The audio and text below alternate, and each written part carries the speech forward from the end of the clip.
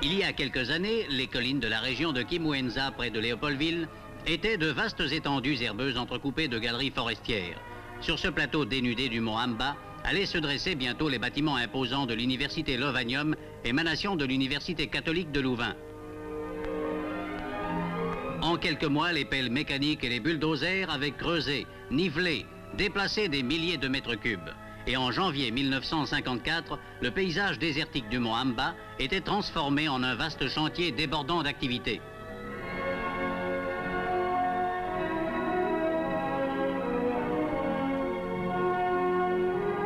Il fallait assurer le logement des professeurs qui, bientôt au nombre d'une centaine, allaient éveiller la curiosité scientifique de jeunes rhétoriciens, africains et européens, sortis de l'enseignement secondaire et couronner ainsi un demi-siècle d'actions civilisatrices en matière d'enseignement.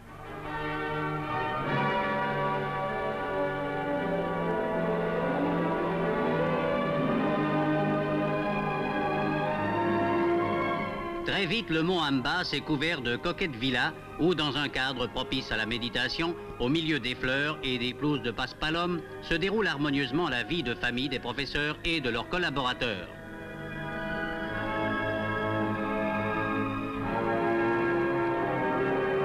La plupart des étudiants de Lovanium vivent en internat. Il a fallu construire pour eux de vastes homes de résidence où chacun dispose d'une chambrette individuelle dotée de tout le confort moderne et des bâtiments facultaires.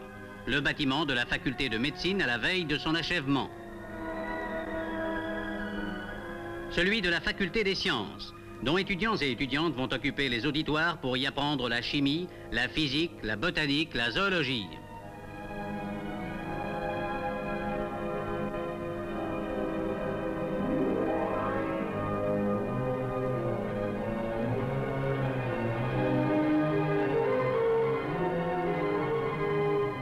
Le professeur de droit fait un cours sur les structures politiques et, comme dans toutes les universités du monde, étudiants et étudiantes suivent la leçon du maître et prennent force note. Toute cette jeunesse fait preuve en général d'une grande application. Elle connaît les responsabilités qu'il lui faudra assumer dans l'Afrique de demain. Ils sont aujourd'hui plusieurs centaines déjà à se répartir entre les diverses facultés et leur nombre croît d'année en année. Médecins, ingénieurs, juristes, fonctionnaires, pédagogues, économistes, ils seront demain l'élite intellectuelle du pays.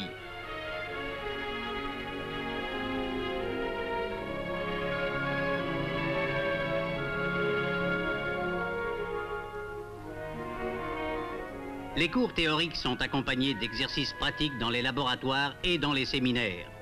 Nous assistons ici à des démonstrations de conductibilité et de résistance électrique.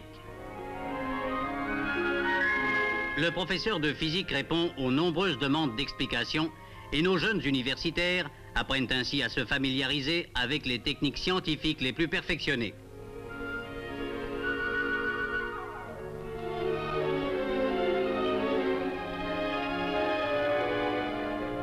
Dans le département de zoologie, 2 étudiants examinent attentivement quelques modèles d'histologie animale.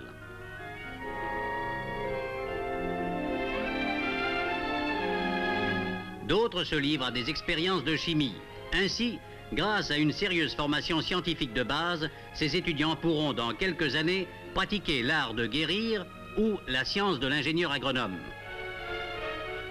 Mais des laboratoires ne se conçoivent pas sans des ateliers capables d'entretenir le matériel didactique et l'équipement scientifique. Le personnel africain qui travaille dans ces ateliers s'entend admirablement à manier avec habileté un tour de précision ou une foreuse électrique.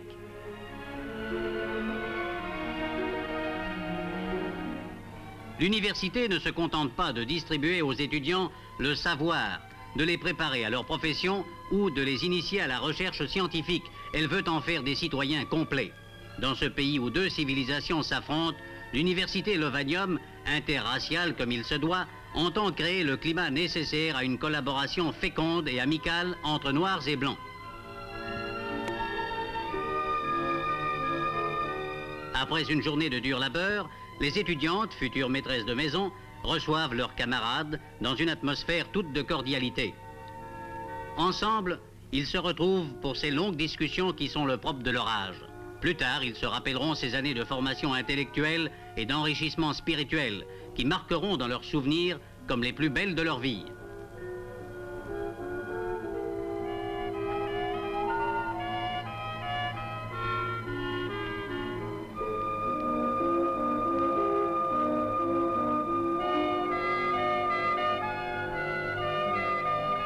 Mais il faut entrecouper les travaux de l'esprit de nourriture terrestre.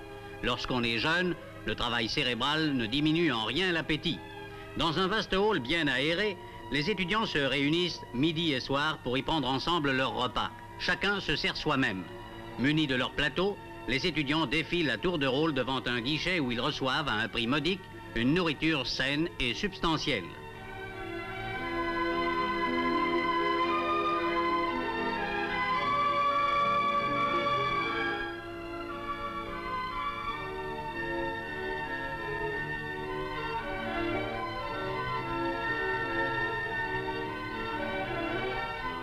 Aux heures des repas, la grande salle du restaurant universitaire n'est plus qu'une ruche bourdonnante. C'est dans cette vie fraternelle en commun que se créent des amitiés qui durent toute la vie. Après le repas viennent quelques instants de délassement. Billard, ping-pong et autres jeux sont mis à la disposition des étudiants. Certaines natures plus calmes préfèrent le jeu de dames avec ses multiples finesses.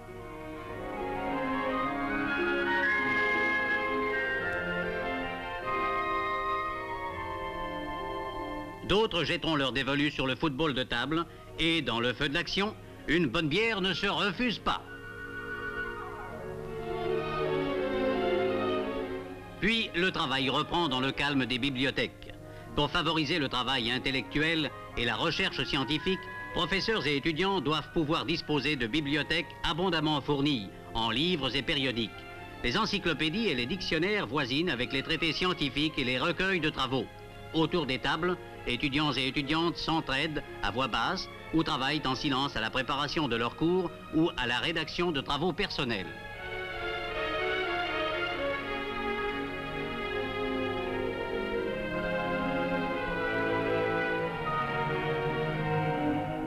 Et quand l'obscurité est tombée, chacun poursuit l'étude jusque tard dans la nuit.